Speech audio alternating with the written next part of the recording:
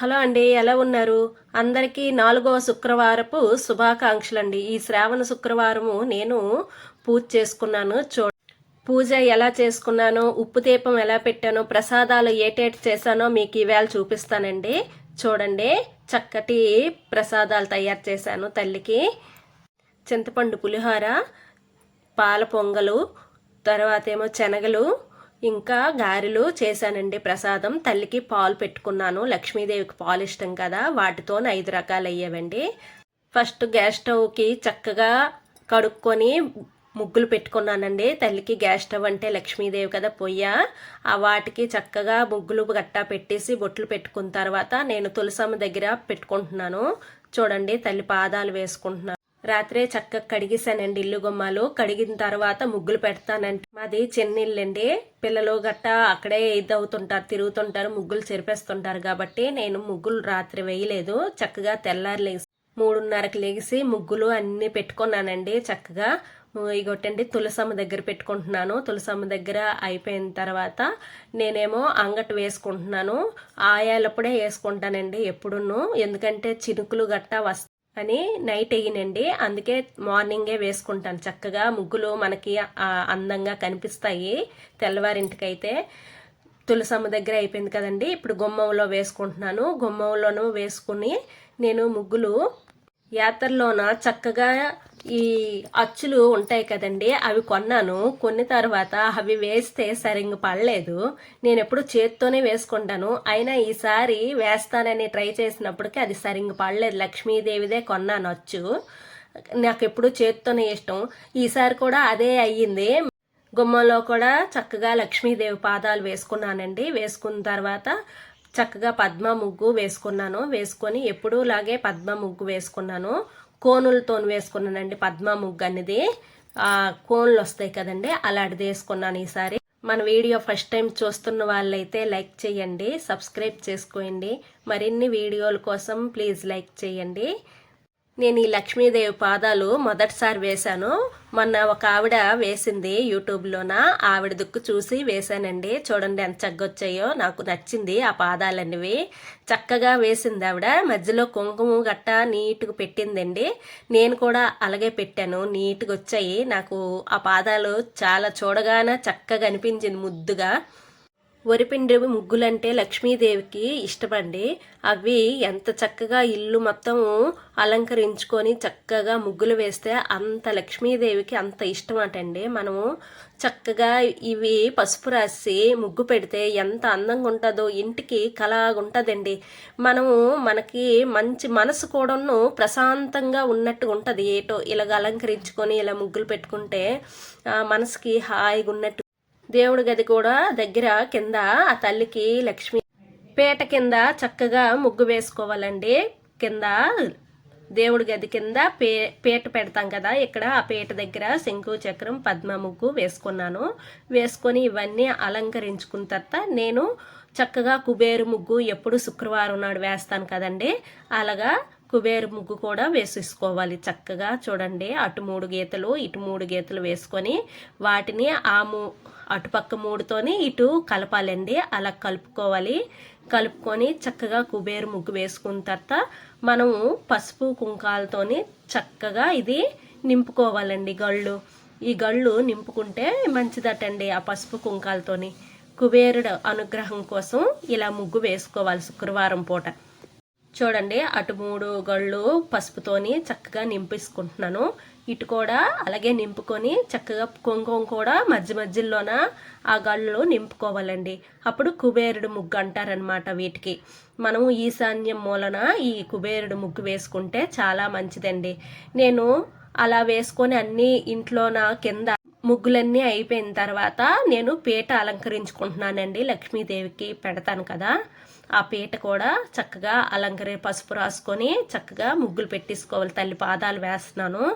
తల్లి పాదాలు వేసుకున్న తర్వాత పద్మ ముగ్గు ఇవన్నీ వేసుకున్నానండి. వేసుకొని చక్కగా వాటికి పీట చుట్టూరు చక్కగా కుంకుమ వరిపిండితోని బొట్లు పెట్టేసుకోవాలండి.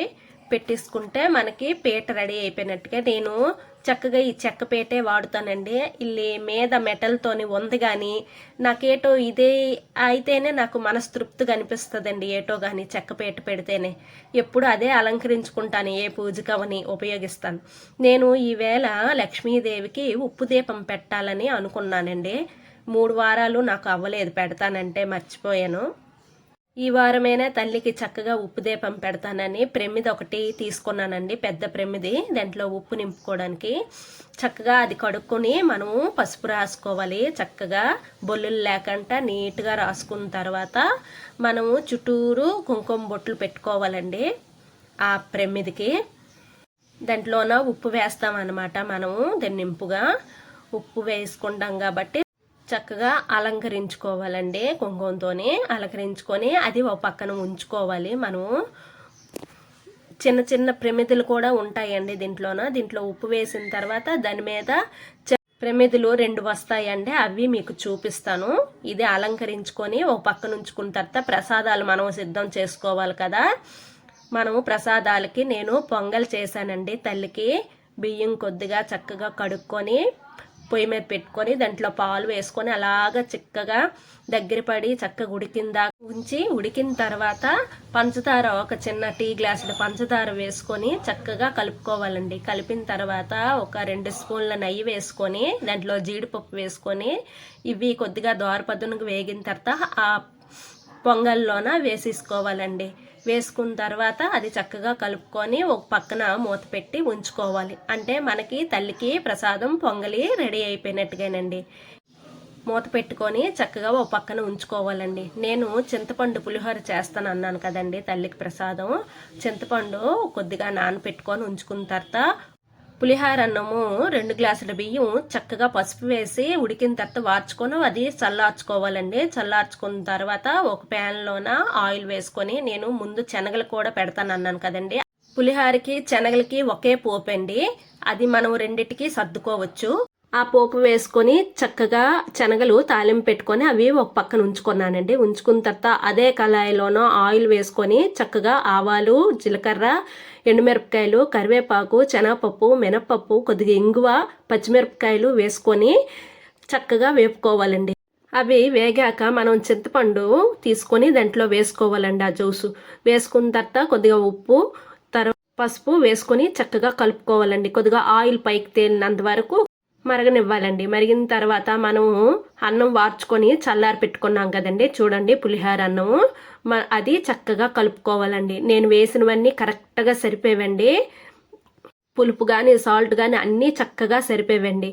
అది మూత పెట్టుకొని ఒక పక్కన ఉంచుకోవాలి. ఉంచుకున్న తర్వాత మనం మినపప్పు చక్కగా నానపెట్టుకున్నాం కదండి, అది తీసుకొని మిక్సీ జార్లోన వేసుకొని చక్కగా మిక్సీ చేసి దాంట్లో కొద్దిగా సాల్ట్ వేసి కలుపుకొని మనం వేడి పెనంలోన గారెల్లాగా వేసుకోవాలండి. తల్లికి ప్రసాదం గారెలు పెడతామన్నాం కదా, చిన్న చిన్న చిట్టి గారెల్లాగా చక్కగా వేసుకోవాలి. చూడండి ఎంత నీట్గా వేసుకున్నానో. ఆ గారెలన్నీ చక్కగా సిమ్లోన అలా వేగనివ్వాలండి. వేగిన తర్వాత చక్కగా తీసిన తర్వాత మనము తల్లికి అలంకరించుకోవాలండి. చక్కగా అమర్చుకోవాలి. ఆ తల్లికి నేను అన్నీ దగ్గర పెట్టుకున్నాను. దగ్గర పెట్టుకొని కూర్చొని మామిడి కొమ్మలు తల్లికి పీట వేసిన తర్వాత తల్లికి అక్కడ పెట్టి అటు ఇటు ఏనుగులు పెట్టుకొని మామిడి కొమ్మలతో అలంకరించుకొని మందార పువ్వులు గట్టా పెట్టానండి. తర్వాత కుబేరుడు పువ్వులు అంటారు వీటినట, అవి కూడా మా మేడ మీద ఉన్నాయి, అవి పెట్టుకున్నాను. మా మేడ మీద పసుపు చెట్లు ఉన్నాయండి. ఆ చెట్లకు పూసిన పువ్వే ఈ పసుపు పువ్వట. ఆ పసుపు పువ్వు కూడా లక్ష్మీదేవికి పెట్టాను చూడండి. ఎప్పుడు వినాయక చవితికి అవుతుంది అలాంటిది ఆ పువ్వు. ఈసారి ముందే అయిపోయింది, సంవత్సరానికి ఒకటి పోస్తుంది మాది. పువ్వులతోనే అలంకరించుకున్న తర్వాత నేను ఉప్పు దీపం పెడతాను అనుకున్నాను కదండి, చూడండి వాటికి ఉప్పు వేసుకున్నాను. ఆ పసుపు రాసిన ప్రమిదిలోన ఉప్పు వేసుకున్న తర్వాత ఇంకో ప్రమిదిలోన యాలకపళ్ళు, లవంగాలు 3 వేసుకున్నాను. దాని మీద ఇంకో ప్రమిద పెట్టుకొని చక్కగా నువ్వుల నూనె వేసుకొని దాంట్లో ఒత్తి వేసుకొని పువ్వులతోని చక్కగా అలంకరించుకోవాలండి. తల్లి ముందే పెట్టుకున్నాను నేను ఉప్పు దీపం అనేది. పళ్ళు ఒక పక్క అమర్చుకున్నాను. అమర్చుకున్న తర్వాత ప్రసాదాలన్నీ సిద్ధం చేశాను కదండి, ఆ ప్రసాదాలన్నీ ఒక్కొక్కటి తల్లి ముందు ఆకు వేసి ఆ ఆకు మీద ఈ ప్రసాదాలన్నీ ఒక గిన్నెల్లోకి తీసుకున్నాను. పొంగలి, పులిహోర, శనగలు, గారెలు, పాలు ఈ 5 రకాలు తల్లికి అలాగా ఆ ఆకు మీద పెట్టానండి. వరలక్ష్మి వ్రతం రోజే మేము ఇవన్నీ చేస్తామండి. అలాంటిది నాకు ఆ రోజు అవ్వలేదు. మా మా ఆయన గారు పూజ చేశారు మామూలుగా. అందుకు తల్లికి ప్రసాదాలన్నీ చేశానండి.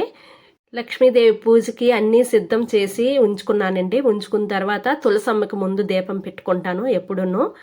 దీపము, ప్రసాదము, పసుపు, కుంకాలు, హారతి ఈ తల్లికి ఇచ్చేసిన తర్వాత చక్కగా ఇంట్లోకి వచ్చానండి. ఇంట్లోకి వచ్చి దీపారాధన చేసుకున్నాను దేవుడి గూట్లోన అయిన తర్వాత లక్ష్మీదేవికి అటు ఇటు దీపాలు పెట్టుకుంటున్నానండి. తల్లికి పెట్టాను చక్కగా. అటు ఇటు దీపాలు పెట్టుకున్న తర్వాత 2 దీపాలు పెట్టిన తర్వాత ఉప్పు దీపం అన్నాను కదండి, ఆ ఉప్పు దీపం కూడా చక్కగా అమర్చుకొని తల్లి ముందే పెట్టేసుకున్నానండి. చూడండి, ఆ ఉప్పు దీపము అలా పెట్టుకోవాలి. తల్లికి ఆ దీపాలు వెలిగించిన తర్వాత ఈ ఉప్పు దీపం కూడా వెలిగించుకోవాలండి.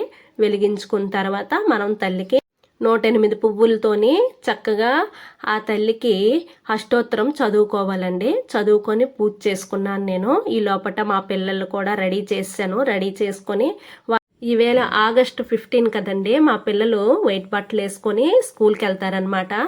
ఈ లోపల గబగబా తల్లికి అన్నీ అమర్చుకొని పూజ చేసుకొని పూజకి అష్టోత్తరం అన్నీ చదువుకున్నాక పిల్లలు కూడా ఈ లోపల పూజ చేస్తారండి కొద్దిగా. తల్లికి పాలు పెట్టుకున్నాను చూడండి. ముందు తల్లి ఎంత చక్కగా ఈవేళ కలకల్లాడుతుంది తల్లి. ఈ హారతి పాటలు పాడి తల్లికి హారతి ఇచ్చానండి. లక్ష్మీదేవికి హారతి ఇచ్చేసిన తర్వాత చక్కగా తల్లి అనుగ్రహం మా పైన అందరిపైన ఉండాలని కోరుకుంటున్నాను.